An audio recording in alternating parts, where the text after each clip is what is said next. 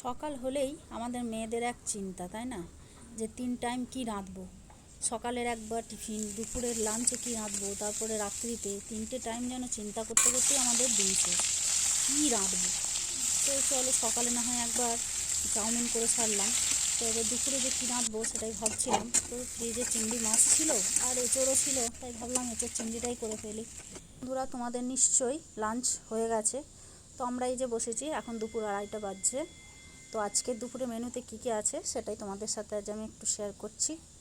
তো আমাদের মেনুতে আছে সাদা ভাত, আর তার সাথে একটু উচ্ছে সেদ্ধ, তার সাথে আর একটা ভাজাও করেছি সব রকম সবজি দিয়ে, ব্রোকলি, পেঁয়াজকলি, ফুলকপি, গাজর এসব দিয়ে একটা ভাজা করেছি। আর একটু পোস্ত করেছি, এটা আমার ফেভারিট খাবার, একটু আলু পোস্ত। আমার মেয়ে অতটা পছন্দ করে না। আর করেছি এই যে এঁচোড় চিংড়ি, আর তার সাথে একটু ধনেপাতার চাটনি।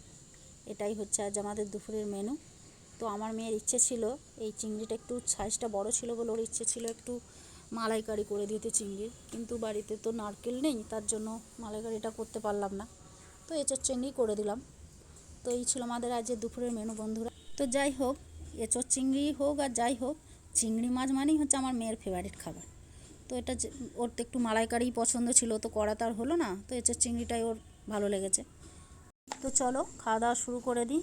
আবার খেয়ে দিয়ে উঠে তো ভিডিও এডিট ফেডিট করে তারপরে তো আবার ছাড়তে নিতে সেই 3:30 4টে বেজেই যায়। রোজের যেন লেট হয়ে যায়, টাইমে কিছু পোস্ট করেই উঠতে পারি না বন্ধুরা।